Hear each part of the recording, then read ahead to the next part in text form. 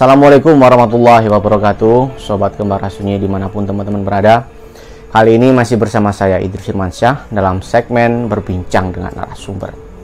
Kali ini kita kedatangan narasumber seorang mahasiswa, seorang pendaki gunung juga, dan tentunya banyak sekali mempunyai pengalaman-pengalaman mistis seputar pendakiannya.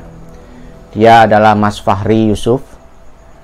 Pada kesempatan kali ini, Mas Fahri ini akan menceritakan pengalaman spiritualnya, pengalaman mistisnya ketika Mas Yusuf ini mendaki Gunung Lawu. Dia berhasil ataupun dia mampu membuka portal gaib yang ada di dunia Lawu sehingga mampu berinteraksi dengan penunggu-penunggu di Gunung Lawu tersebut. Bagaimanakah kisah dari Mas Yusuf ini? Jangan kemana-mana, tetap saksikan Kembar Sunyi.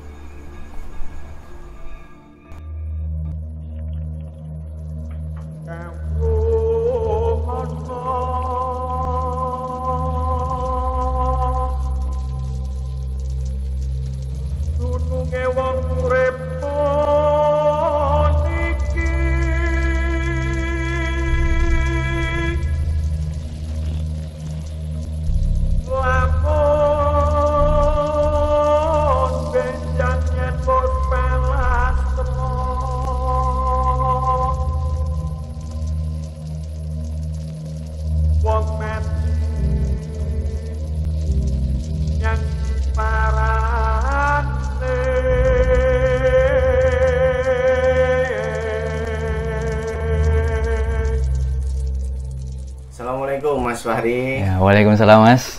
Ya, gimana kabarnya? Alhamdulillah, luar biasa Mas. Apa kesibukan kali ini mungkin? Ya, musik kuliah online Mas gitu. Masih kuliah Ya, online ya? kuliah online. Efek pandemi juga ya? Iya. Biasanya kalau musim kuliah ini kan ada libur. Libur ini biasanya digunakan untuk aktivitas apa biasanya? Ke gunung sih Mas. Ke gunung. Suka naik gunung berarti? Iya, suka alhamdulillah. Gunung apa yang paling berkesan mungkin? Kalau paling berkesan itu di Lawu Mas. Di Lawu. Iya, di Lawu. Mungkin ada cerita mungkin yang bisa dibagikan kepada kita mungkin? Iya, mungkin ada. Saya akan bercerita. Nah, mungkin di sini saya akan cerita sejauh sebelum kejadian di Lawu itu. Boleh. Gimana itu? Jadi tempat sebelum di Lawu itu kan saya mau mengendaki ke suatu gunung Butak. Nah, itu beberapa hari sebelum naik ke Butak itu saya sempat bermimpi. Untuk mimpi yang pertama di malam pertama itu hari Rabu, saya masih ingat. Mimpinya itu saya berada di sebuah daerah dan sepertinya itu puncak. Di situ terdapat sebuah tugu, Mas. Sebuah tugu, terus di situ ada orang usianya paruh baya, pakaiannya warna hitam, terus pakai blangkon kasuluan, jadi ada garis-garisnya gitu Mas, coraknya. Terus seingat saya, dia itu bilang gini, Mas Yusuf, panggilan nama tengah saya, Mas Yusuf, saya tunggu kamu di sini. Nah, setelah dia bilang gitu, kabut tebal Mas. Seiring dengan kabut tebal, dia hilang. Terus aku sempat lihat ada tugu di situ. Terus ada tulisan angka 3265 mdpl. Terus, wah. Setelah itu aku bangun. Aku kembali cek Gunung Butak. Gunung Butak kok cuma tingginya 2800. Pertama itu saya anggap itu cuma mimpi belaka lah. Terus di hari kedua ternyata mimpi di tempat yang sama juga, tapi dari sisi yang berbeda. Dari yang pertama itu saya dari sebelah kanan, lalu yang kedua ini dari sebelah kirinya. Tapi di situ saya ketemu sama seseorang cewek, itu bawa jas hujan ponco warna merah. Terus dia itu bilang gini, Mas, tolong antarkan saya ke puncak. Saya ingin sekali ke puncak. Saya tunggu kamu di base camp ini. Di base camp, nggak disebutkan base campnya itu base camp mana. Terus kabut lagi. Aku lihat tugu itu di sebelah kanan, kan maunya sebelah kiri, itu sebelah kanan. Aku lihat di tugu itu tulisan 3265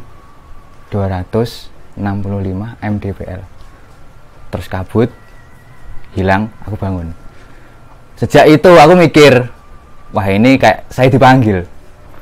Terus akhirnya searching aku gunung yang tingginya 3265 mdpl, ternyata Gunung Lawu. Ya sudah, saya mulai aku mulai pengen ke Lawu bulan ini. Terus setelah turun di Buta, aku ngajak si temenku si Panji, ayo Ji ke Gunung Lawu. Aku pengen ke sana, saya dipanggil. Oke. Nah, di situ saya sempat ngomong-ngomong sama teman baru pendaki. Terus akhirnya setelah berdiskusi panjang, berangkatlah 4 orang. Sebelumnya itu ada 8 orang. Rencana mau naik lewat travel. Tapi karena hanya 4 orang, kami ke Gunung Lawu via Ceto. Itu naik sepeda motor dari Surabaya. Dari awal dari perjalanan kami itu, kami titik kumpulnya di Terminal Bungurasi. Itu kami janjian kumpul jam 10 malam di situ. Dan akhirnya Mbak Ri sudah kumpul di situ, sudah standby di bis waktu itu. Ini dari Surabaya semua atau dari mana? Nah, yang dari Surabaya itu aku sama Panji, dan yang dari Gresik itu Mbak Mei. Terus yang dari Malang itu Mbak Riza. Itu naik bis Patas waktu itu. Kami kumpul jam 10, terus kami diskusi perihal perjalanan nanti, kami sinkronisasi Google Map. Terus akhirnya ya sudah, kami berangkat jam 10 lebih 15 menit. Kami berangkat. Terus akhirnya setelah itu perjalanan, tahu sendirilah seperti apa perjalanan malam, banyak truk, terus bis-bis waktu itu ugal-ugalan, banyak yang ugal. Terus pada waktu itu, pada nyampe di Madiun, perbatasan antara Madiun kota dan Madiun Kabupaten, itu ada, kami masuk sebuah jalur. Itu Google Map menunjukkan jalur situ. Oke lah, kami ke situ. Terus akhirnya semakin lama kok jalannya semakin kecil. Aku mikir, wah ini jalan alternatif lah menurutku gitu loh, nggak apa-apa lah. Terus kami masuk gang mas, gang kecil gitu. Google Map menunjukkan itu, masuk gang, cok, nggak apa-apa lah, masuk gang. Terus melewati rel, kan itu kami melaju kecepatannya 60. Tiba-tiba jalannya itu rusak, mas. Kami lewat jalan rusak, gerak. Sama saya Mbak Ri itu hampir jatuh. Jadi sempat berdiri gitu mas, karena ada itu geronjalan itu. Terus ya Allah Mbak, ini jalannya kok jelek seperti ini ya, kok jalan apa ini? Yowes mas, alon-alon aja, pelan-pelan saja gitu. Yowes, akhirnya kami jalan 20 km mas, 20 km per jam, pelan sekali, ditemani suara-suara kodok dan suara-suara belalang gitu. Di sela-sela itu, dari kejauhan kami dengar suara pasar malam. Ting nung ting nung ting nung ting nung. Si Mbak Riki mulai jawil saya, mas denger gak? Ya Mbak, denger. Aku wedi mas, aku takut mas. Gak apa-apa Mbak, pelan-pelan aja. Insya Allah kita gak ada apa-apa kok. Tapi mas, ya gak apa-apa mas, gak apa-apa Mbak. Itu loh, di belakang ada Panji sama Mbak Mei, sama aja. Kita berempat di sini, nggak sendirian. Pelan-pelan, terus akhirnya semakin keras kan, masih suaranya semakin keras, semakin dekat. Terus aku cuma lihat gubuk waktu itu, itu loh Mbak, cuma gubuk buat pengusir hama gitu loh, tanpa disangka. Itu aku lihat ada di situ kan, ada kayak balai desa mas. Itu ada pedagang di situ. Aku lihat jam 12 malam kok ada pedagang di situ. Waktu itu dia posisinya gini, pedagangnya itu. Terus ada yang beli dari kanan jalan itu, mau nyebrang. Aku pelan kan, itu jalannya jelek, tak lihat. Terus Mbak Ri, kamu sampean lihat nggak itu? Mas, ojo medeni aku mas, iso gak apa Mbak, santuy aja. Terus itu yang orangnya itu tetap diam di situ, diam tegak gitu. Terus aku lewat di depannya. Terus aku ngomong sama Mbak Ri, jangan tatap matanya Mbak Ri, kita lewat di depannya, tolong nunduk, jangan tatap mata dia, gitu kan ya. Perlahan aku itu, perlahan, sampai akhirnya sampai di depan Mbak Ri. Aku bilang, Mbak Ri, nunduk, jangan tatap mata dia. Pas tepat di depan dia, di depan sosok perempuan tadi, itu perempuan yang tadi menunduk itu langsung mendongak ke atas gini. Terus sontak waktu itu aku lihat dari spion kan ya, ya Allah, aku lihat mukanya sebentar pucat kan ya, wes gak apa-apa. Terus Mbak Ri, jangan lihat mukanya, jangan lihat tatap matanya gitu, tetap nunduk. Sampai akhirnya aku lewati perempuan itu. Terus dia jalan, si perempuan ini jalan, jalannya itu nggak nampak tanah, kayak ngayang gitu. Iya. Nah, aku penasaran sama respon si pedagang tadi. Terus aku lihatlah dia. Terus bersamaan dengan itu si pedagang tadi mendongak ke atas, lihat mukanya, wah rata mas, mata, hidung, mulut itu nggak ada. Ya Allah, astagfirullah. Kan aku lihat, Mbak, wes jangan takut, kalau semakin takut dia akan semakin ganggu kita, wes jangan takut, bentar lagi gitu di depan itu jalannya halus, kita bisa banter, kita bisa kenceng jalannya. Gak lama, sekitar 5 menit dari situ itu kami jalan, wah jalannya halus, wes lah bisa cepet, terus akhirnya kami sampai di persimpangan. Nah, kami belok kiri, nah seharusnya itu belok kanan, salah jalur kan ya, belok kiri. Akhirnya si Panji ini nyalip, terus memberhentikan kami berdua, ngomong, Mbak, sampean bener tak jalannya ke sini? Sampean lihat lagi itu base camp via Ceto, dilihat. Oh iya mas, jalannya muter. Ya ini arah Cemoro Sewu bukan Ceto, Panji. Ini loh jalan yang bener. Kita seharusnya tadi belok kanan. Terus akhirnya aku putuskan, wes semen duluan saja, kami di belakang nuntutin sampean. Terus akhirnya si Panji di depan. Sekitar 2 jam dari situ, akhirnya waktu subuh tiba. Terus akhirnya kami putuskan buat sholat subuh dulu di sekitar situ. Kami sudah mulai nanjak di situ, setelah melewati Jogorogo setelah belanja tadi. Terus kami sholat subuh, kami tanya-tanya seputar basecamp ini masih jauh enggak, basecamp via Ceto itu masih jauh enggak. Oh enggak, 20 menit dari sini sudah sampai. Ya wis, akhirnya setelah sholat kami langsung berangkat, dan akhirnya kami sampai di basecamp via Ceto itu sekitar jam setengah 5 kami tidur. Kami berangkat trekking jam 8 itu, makan dulu. Terus jam 10 posisinya itu kabut tebal, mau nggak mau lah kami harus naik sekitar jam 10 pagi itu. Mulai dari lewat Candi Cetonya itu belum ada apa-apa mas. Ketika ada sampai kayak gapura itu tulisan selamat datang, itu disambut aku mas sama itu si perempuan itu yang dalam mimpi tadi. Iya, disambut, nggak kaget aku, disambut, disalami, selamat datang, tolong antarkan saya, nama saya Rita, tolong antarkan saya ke puncak. Terus aku ngomong lah, oke, saya antarkan kamu ke puncak, tapi jangan ganggu teman-teman saya, 4 orang itu jangan ganggu teman-teman saya, 3 orang ini, cukup aku saja yang tahu tentang kamu. Berarti dia makhluk halus. Iya, makhluk halus. Terus di situ Rita itu ngomong, tolong jaga temanmu yang dari depan. Nah, di depan itu kan aku berangkat 4 orang.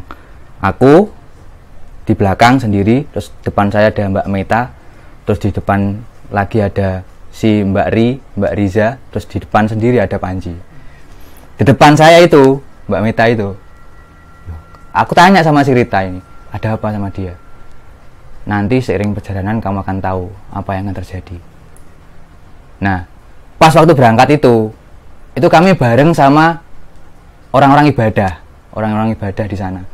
Jadi pakai baju putih-putih gitu ibadah di Ceto. Setelah itu kami berangkat, nggak ada apa-apa. Pas sampai pos 1 itu sampai bertemu rombongan lain, nggak ada apa-apa. Terus akhirnya kami sampai di pos 2. Posisinya hujan, waktu itu hujan rintik-rintik kecil. Aku lihat si Mbak Meta ini sendiri. Tak hampirilah dia, tak kasih roti, Mbak. Roti. Terus si Rita ini ngomong, kamu lihat di bagian belakang shelter, kan ada shelter, terus pohon besar. Nah, di sini kan ada kayak ilalang di sebelah kanan. Coba lihat itu, di ilalang ada apa.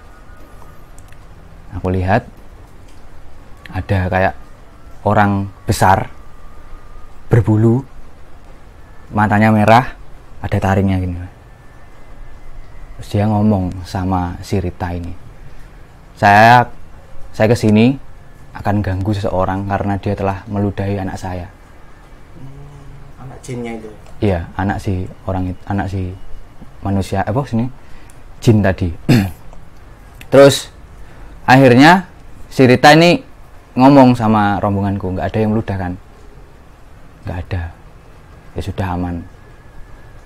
Nah, sebelumnya itu saya itu nggak bisa lihat mereka, tapi karena ada si Rita, nah di situ tersinggung energi spiritual lah antara aku sama dia, sehingga aku bisa lihat mereka. Terus akhirnya kami lanjut jalan sampai pos 3 itu sekitar jam 3 sore sampai pos 3 itu. Nah, di perjalanan itu kami sempat ketemu sama tim Kembara Sunyi juga sebelum di pos 2. Nah, perjalanan itu sempat bertemu dengan Kembara Sunyi, kami foto-foto situ. Dan mereka menyarankan agar kami ngecamp di pos 3 saja. Nah, di atas itu karena ada badai katanya. Ya sudah, kami akhirnya pengen ngecamp situ, pengen sekali, tapi full di situ kondisinya. Sehingga kami harus naik dikit.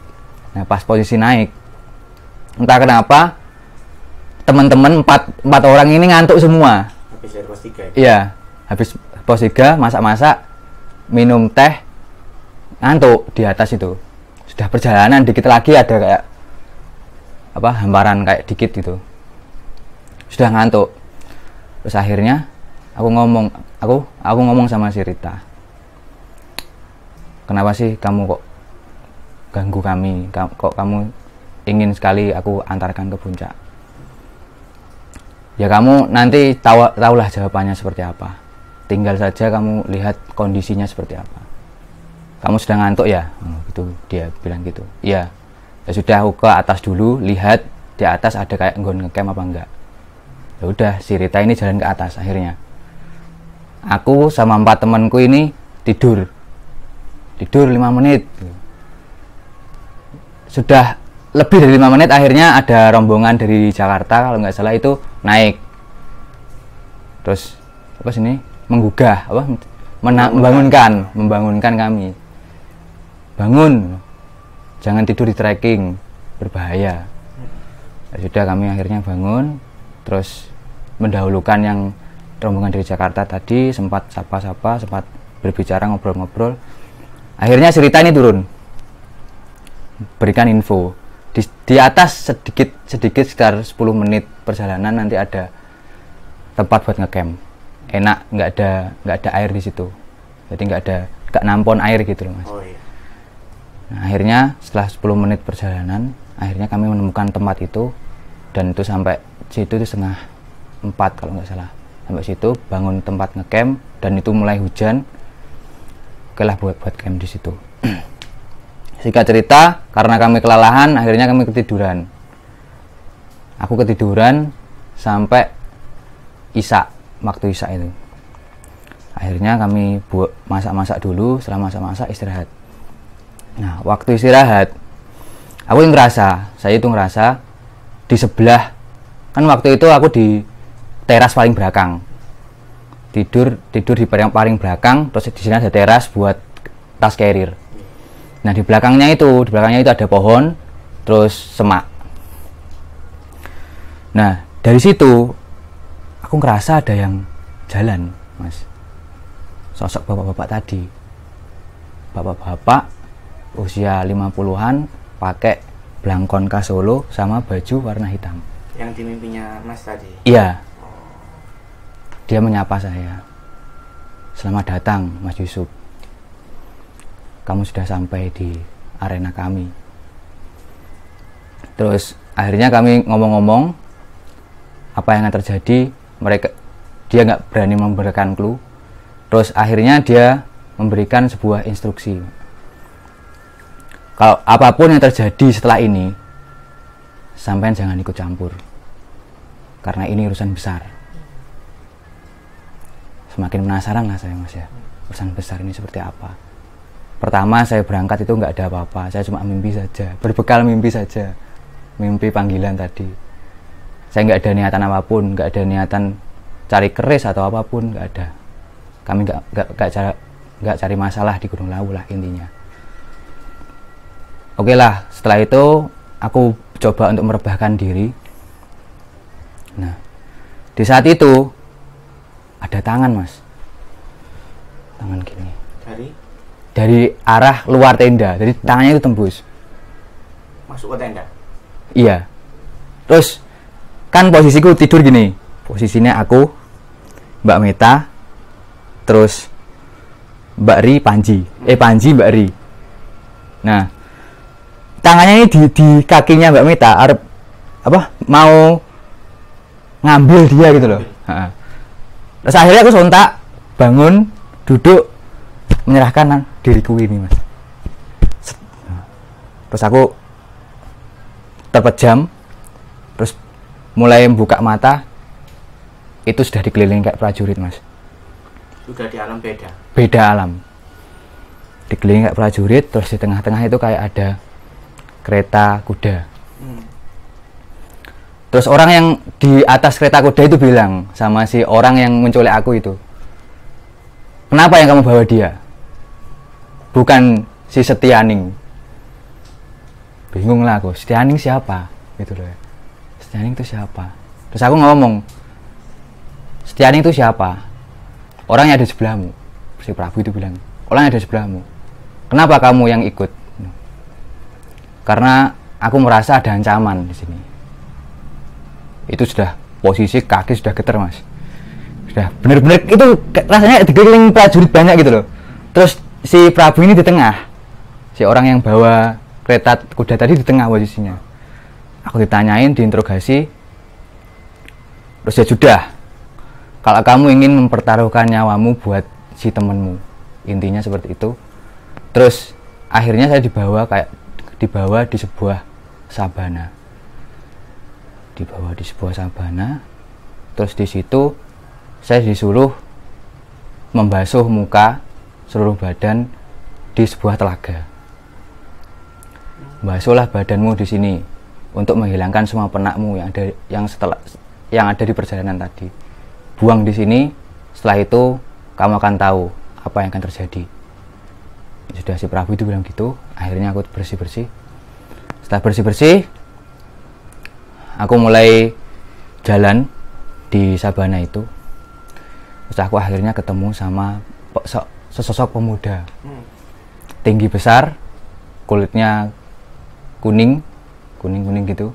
Terus bawa nggak bawa baju telanjang dada. Terus bawa kayak sarung segini, Mas. Terus bawahnya itu pakai celana hitam. Mukanya itu kayak orang marah gitu, Mas. Jadi ada kerutnya di sini. Terus matanya itu, sorot matanya itu tajam ke saya. Terus si Prabu ini bilang, jika kamu masih ingin mempertahankan si Setianing, temanmu itu, hadapi dia. Terus aku nanya, ini masalahnya apa? Aku gak ingin ikut campur. Kamu kesini itu sudah ikut campur masalah kami. Maka dari itu, kamu mau gak mau, kamu harus lawan dia. Karena dia adalah calon dari Setianing. Penasaran lah aku, calon apa? rasa penasaranku sudah semakin menggebu-gebu. Di samping itu si orang tadi yang aku lihat itu sudah mengepalkan tangannya gini mas, mau mukul aku, mau ngajak kelahi. Terus akhirnya si Prabu ini bilang, perkenalkan ini anak saya Aji Pamungkas. Terus kamu harus hadapi dia antara hidup dan mati.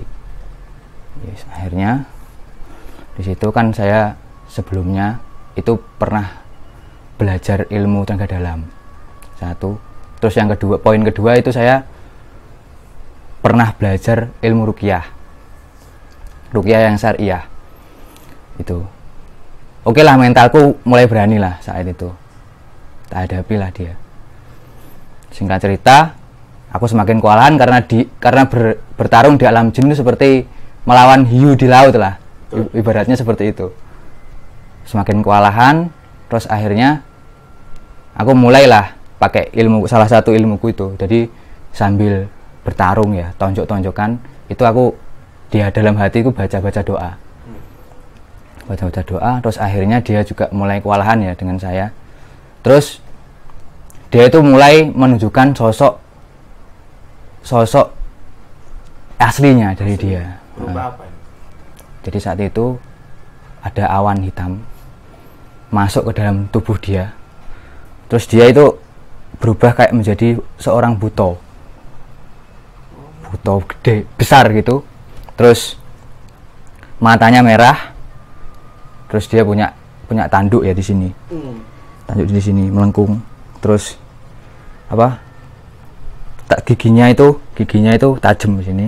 Taring. Ya, taringnya. Terus hidungnya itu panjang. Mukanya itu hitam legam. Badannya besar. Ya. Wah, ini kalau dilihat ya seperti itu, mentalku sudah mulai down. Dilihat seperti itu, wah, orangnya itu besar gitu loh. Nah, tak manfaatkan lah di sekeliling situ karena ada batu-batu. Mulailah aku sembunyi di situ sambil mengumpulkan doa.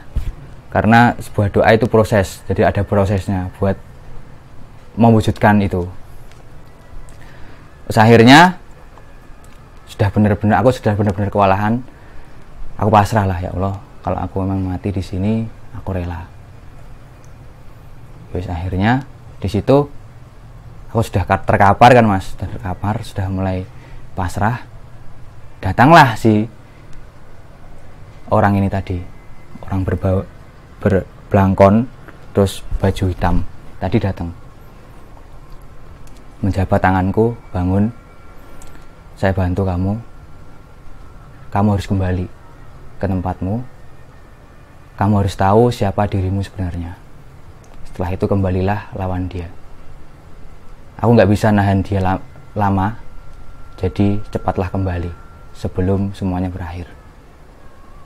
Oke, karena aku punya sedikit ilmu tentang Rogo Sukmo sehingga aku bisa kembali ke alamku. Di saat itu aku kembali ya mas ya. Set, aku mulai sadar. Teman-temanku sudah duduk semua. Nah, kenapa ini?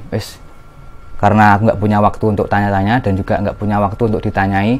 Akhirnya aku minta air. Ambilkan air, terus aku segera mencari tahu siapalah aku sebenarnya. Oke, terus akhirnya aku mulai sadar, terus aku kembali ke posisiku semula.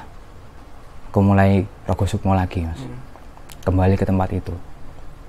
Di situ aku sudah tahu siapa aku sebenarnya. Jadi aku punya silsilah itu dulu, silsilah itu mbahku dari ibuku itu wali mas, wali. Sehingga aku punya keturunan ilmu lah dari situ. Nah, aku mulai mengingat-ingat ilmu apa ya yang bisa mengalahkan orang ini, mengalahkan iblis ini. Akhirnya aku teringat, oh ya, jadi di antara dua alam antara alam manusia dan alam jin itu ada alam hampa. Dan di alam hampa itu siapa yang punya iman, siapa yang punya Tuhan, dia akan bertahan. Seperti itu. Oke, terus akhirnya aku lihat si orang tadi, si bapak-bapak tadi sudah terkapar, sudah benar-benar nggak bisa bergerak. Terus akhirnya aku mulailah menantang si Aji Pamungkas ini dengan wujud butonya. Saya tantang, ini pertaruhan terakhir kita, pertaruhan terakhir kita, hidup antara hidup dan mati. Yowis, akhirnya karena untuk membuka portal alam hampa itu membutuhkan doa yang panjang, akhirnya aku lari-lari cari batu ini, dipijak, terus batu lain dipijak lagi, sampai akhirnya aku selesai baca. Terus aku buat lingkaran gini, Mas, terus kayak buat portal gitu. Terus akhirnya kami masuk ke ruang hampa itu bersama-sama, bersama-sama. Hanya ada dua, aku sama dia, sama Aji tadi. Terus si Aji itu kan mau seperti wujudnya kan kayak buto. Itu ibaratnya seperti balon yang kempis gitu, Mas. Jadi mengempis, jadi menjadi kecil dia. Terus dia punya jurus andalan, itu pukulan api kan. Itu nggak bisa keluar apinya. Terus aku mulai jelaskan, ini adalah ruang hampa. Siapa yang memiliki Tuhan, dia akan bertahan di sini. Kamu dengan kesombongan itu tidak akan bisa mengalahkan orang yang memiliki Tuhan seperti saya. Aku dalam hati terus berdoa biar dia itu sadar. Terus dia minta ampun, terus aku mulai mengampuni lah, karena kita sama-sama makhluk hidup, sama-sama ciptaan Allah kan ya. Kita harus saling memaafkan, tapi dengan syarat jangan ganggu kami lagi. Ya udah, terus setelah itu kami saling minta maaf dan akhirnya keluar dari ruang hampa itu. Berarti Mas Faris menang di situ ya? Ya kalau dibilang menang sih belum menang sih, Mas. Belum menang. Iya. Terus akhirnya setelah itu hatiku ayem lah, Mas. Hatiku ayem. Bangun itu sekitar jam 5 pagi. Bangun dari tidur kan, setelah Rogo Sukmo lelah kan ya. Nggak lihat jam, langsung tidur. Nah setelah itu di pagi-pagi itu aku dibangunin sama si bapak-bapak ini. Dia memperkenalkan diri. Kamu bisa sebut aku Mbah Lawu. Mbah Lawu. Kamu bisa sebut aku Mbah Lawu.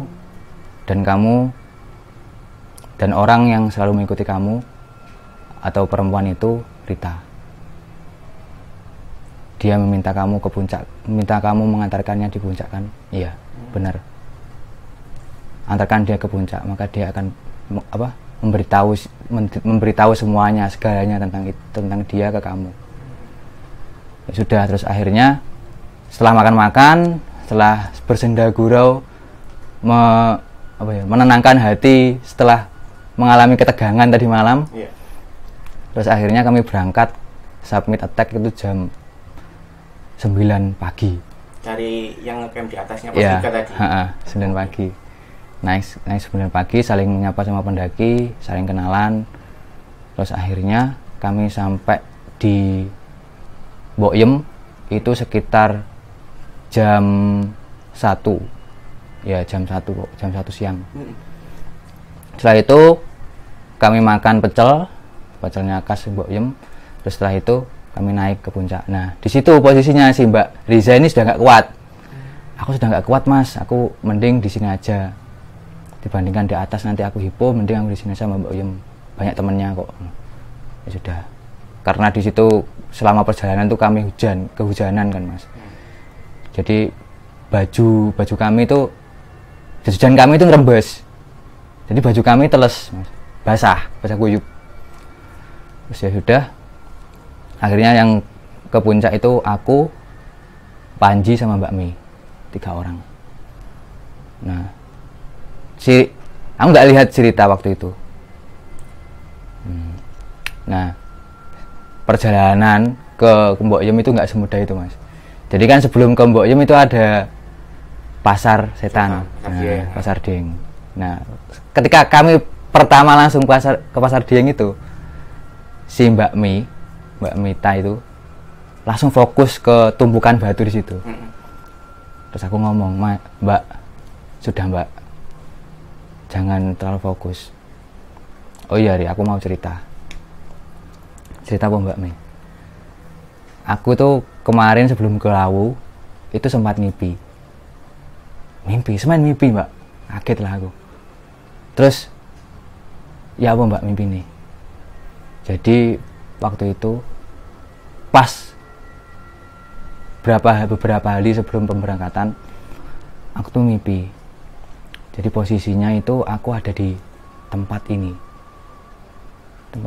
terus di situ ada banyak prajurit, terus ada orang yang membawa kereta kuda. Terus dia itu mengulurkan tangannya seperti ini ke aku, seolah-olah dia itu mengajak aku ikut bersamanya. Karena aku takut, akhirnya ada orang dari belakangku yang menepukku. Terus aku terbangun. Aku nggak tahu siapa orang yang menepukku itu. Pokoknya antara kamu itu aku, kalau nggak Panji. Nah, seketika setelah itu pandanganku berubah, Mas. Semula banyak batu-batu itu berubah kayak ada pemukiman warga. Di pasar yang tadi ya? Ya, pemukiman warga gitu. Aku nggak ngelihat transaksi sama sekali sih di situ. Coba pemukiman warga dan warga beraktivitas seperti itu. Orangnya itu pucat-pucat gitu. Ya sudah, aku mulai nggak menghiraukan itu karena nggak mau melihat teman-temanku takut kan ya. Terus akhirnya aku sampai di sebuah ada gapura kan itu, ada gapura di situ. Aku melihat di situ ada kayak istana gitu Mas. Istananya itu besar sekali gitu, ada gemerlapnya. Mulai terpesona lah di situ. Karena aku sudah nggak pengen terlalu dari situ, nggak pengen tahu lebih banyak dari istana itu, lebih baik aku lanjut ah. Aku nggak pengen teman-temanku takut gara-gara aku melakukan aneh-aneh. Terus akhirnya ya itu tadi sampai ke Mbok Yem, terus naik. Akhirnya sampai puncak. Setelah 30 menit perjalanan sampai puncak, ketemulah aku sama si Rita. Ternyata dari tadi si Rita itu di samping Mbak Mi. Katanya dia itu tertarik sama dia. Kenapa sih kok kamu yang terpilih? Wah, penasaran lah aku ya, terpilih apa ini? Apa kejadian ada hubungannya sama kejadian tadi malam? Ya akhirnya setelah itu dari puncak itu si Rita itu mulai merayakan lah, aku sudah sampai puncak gitu. Mulai memeluk aku lah secara goib. Nah, setelah itu aku secara tidak langsung itu ada perasaan haru lah di dalam hati saya. Terus setelah itu si Mbah Lawu itu tadi memperkenalkan diri yang sebenarnya. Mas Yusuf. Sebenarnya saya itu adalah Kiai Jalak. Kiai Jalak. Orang yang menuntun saya yang menuntun orang-orang yang hilang. Yang tersesat biasanya. Yang tersesat. Ya. Jadi saya itu biasanya menyerupai jalak, burung jalak di situ.